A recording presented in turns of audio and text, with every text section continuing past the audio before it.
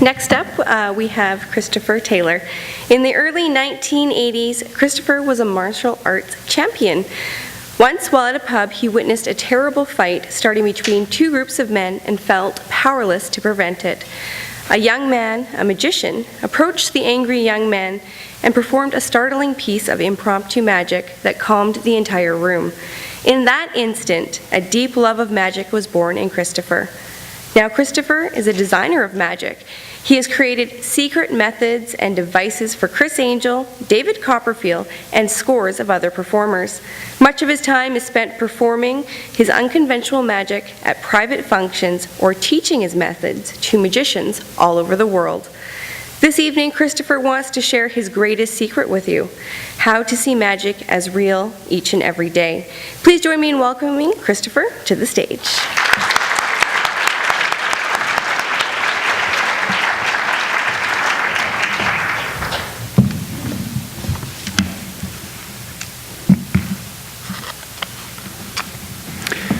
As soon as man does not take his existence for granted, but beholds it as something unfathomably mysterious, thought begins. Before I begin, Kim, I have a message for you. Yes, it is for you. You weren't expecting this, I know. But in order for me to know for sure that this is your message, you have to name out loud for everyone to hear the first number between 1 and 100 that pops into your mind right now. What number would that be? 4. 100 possibilities, and you say 4. I think this is for you. Would you come on up just for a sec? And only got 20 seconds, so would you please read, please read this message out for me. This message, all right. Wouldn't it be cool if it said, you will think of the number 4? You will think of the number 4. Amazing. That was pretty amazing. Thank you. Thank you. Now, that's called an Uncle George moment, ladies and gentlemen. I call that Uncle George moment. I'm going to be talking about those moments that you just experienced. Yes, this is Uncle George. He'll make an appearance shortly, too.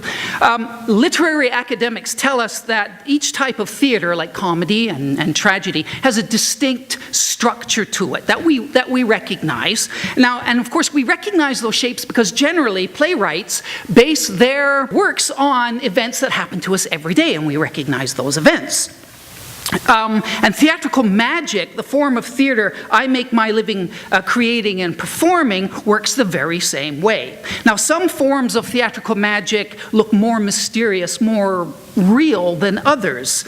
And imagine a spectrum, in which a spectrum of believability upon which a magic trick or magic effect that you would see would fall along. Now, at one end of the spectrum are effects that can entertain and surprise us.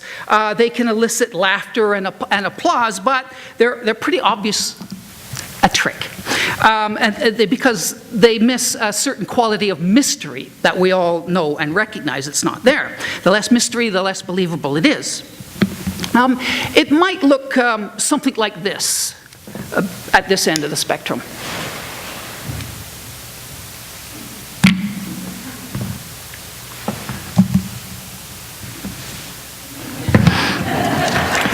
Thank you. Now, that's very, very, very crude, very simple, but let's just take a look at the shape of that little piece of magic. Firstly, it requires a magician and spectators. Now, because of the power that magicians apparently have, there's a distinct separation between the performer and the audience. That's one reason why some people don't like magic. Thirdly, the magician creates the magic on his own. There isn't an assistant, generally. And if there is, often there's some kind of symbolic victim. And sometimes they're even insulted. Take a card, show your friends. That won't take long. Now, at this end of the spectrum, the effects are not dependent on context either. It doesn't require a one-of-a-kind, never-to-happen-again context, and I'll come back to that shortly. At the other end of the spectrum, though, are effects that rather than applause and laughter are more likely to produce stunned silence. You may find yourselves wondering, was that real? What I just saw, was that real? And that's because their shape more closely reflects the shape of mysterious and magical events that happen to us in daily life. What does that look like? Well, what looks like real magic to us has changed over the centuries. The little thing with the ball and the flash, years ago that would have had me burned at the stake. It would have frightened people. Nowadays we recognize it as a trick, as a piece of theater. The thing with the message, Kim, given the right circumstances, that frightens people today. So where did the shape, what kind of events does that inspire that? Well, you're sitting around the dining room table and the conversation turns to crazy old Uncle George and someone says, we haven't heard of that crazy guy for years. What's going on? I wonder what's happened to him. And the phone rings and it's Uncle George right at that very moment. Or a girl falls asleep and dreams of her married sister telling her she's pregnant. And she wakes up to find her older sister has arrived with the good news. I mean, we've all had or heard of experiences like that. And from my perspective, they have the shape of real magic. Now, so what are those shapes? Well, firstly, there's no audience.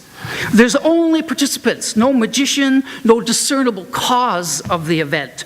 It arises entirely out of the context of what's going on.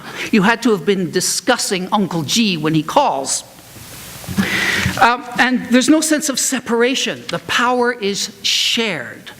That's because an experience of real magic comes from a sense of mysterious connections to others. And I find that recognizing events as magic, not comedy or tragedy, but magic, enriches our lives with a real sense of beauty. And that's why those events inspire me in my work. That means my designs, I work to include participants to see the magic, to create the magic, and to keep the magician as kind of a facilitator rather than as a source of power. Now, and as much as possible, I try to create special circumstances that the magic can come from, but that's generally where I have to compromise because I am performing theatrical magic after all, not real magic. No one performs real magic, at least not the way I see real magic. The most beautiful and deepest experience we can have is the sense of the mysterious. I'm sure you know Albert Einstein said that. He who has never had this experience, it seems to me, if not dead, at least blind. Magic is all around us, ladies and gentlemen. Thank you for listening.